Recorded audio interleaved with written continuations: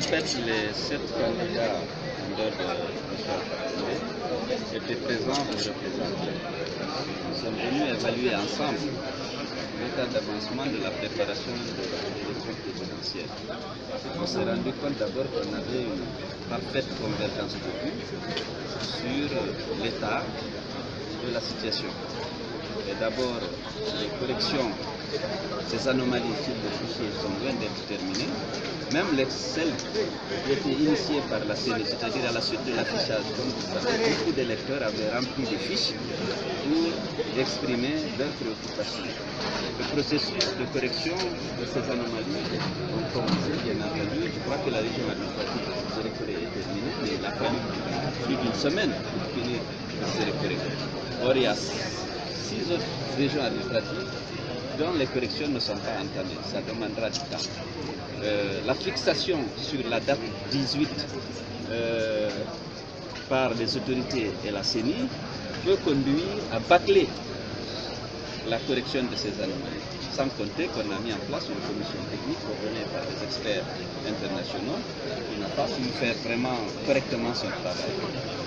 Vous savez aussi que les dispositions de l'accord, que ce soit l'accès des partis politiques aux médias publics, l'ingérence des préfets et des sous-préfets dans le processus électoral, je ne parle même pas des ministres, tout cela continue de se faire de plus belle. Alors nous avons décidé désormais de nous concerter, d'évaluer la situation et de prendre des décisions. À ce jour-là, nous sommes tellement préoccupés qu'on s'interroge sur l'opportunité même de continuer à participer à ce processus. Mais on n'a pas encore pris de décision. Nous devons continuer désormais à nous concerter régulièrement pour évaluer les progrès accomplis dans le cadre de l'assainissement des fichiers et dans le cadre de l'application de l'accord politique du 20 août. Nous voulons tous aller aux élections. La vocation des partis politiques n'est pas de boycotter les élections. Nous avons tous dépensé notre argent pour payer la caution qui avait été fixée arbitrairement en violation flagrante des dispositions de la loi. Parce que la caution est fixée dans les conditions normales par une commission comprenant les partis politiques, le ministère des Finances et le ministère de l'administration du droit. Ici, on a entendu à la radio que la caution est fixée à 800 millions. Dans aucun pays de la région, cette caution n'a atteint son niveau, vous le savez.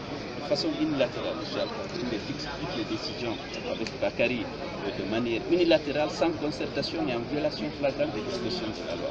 Nous ne pouvons pas continuer à les accompagner dans ce processus sans nous assurer que les conditions d'un scrutin équitable et transparent soient réunies.